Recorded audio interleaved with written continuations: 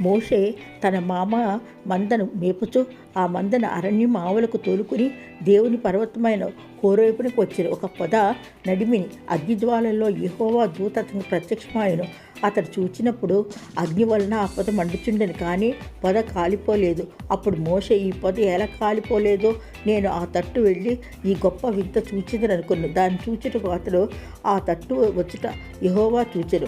దేవుడు ఆ పొద నడుము నుండి మోషే మోషే అని పిలిచెను. చిత్తం ప్రభువా అని మోషే అను. అందుకు దగ్గరకు రావద్దు, నీ పాదముల నుండి నీ చెప్పులు విడుము, నీవు నిలిచియున్న స్థలం పరిశుద్ధ ప్రదేశము. మరియు ఆయన, నేను నీ తండ్రి దేవుడును, అబ్రహాం దేవుడును, ఇస్సాకు దేవుడును, యాకోబు దేవుడును అని చెప్పాను. ముఖమును కప్పుకొని దేవుని వైపు చూడ వెచ్చిన మోషే, యెహోవా ఇట్లని, నేను ఐగుప్తులో ఉన్న నా ప్రజల బాధ నిశ్చయముగా చూచితిని. ఐగుప్తులో ఉన్న నా ప్రజలను తోడుకొని రావాల్సి ఉన్నది అని చెప్పాను. ఆమేన్. మూలం బైబిల్.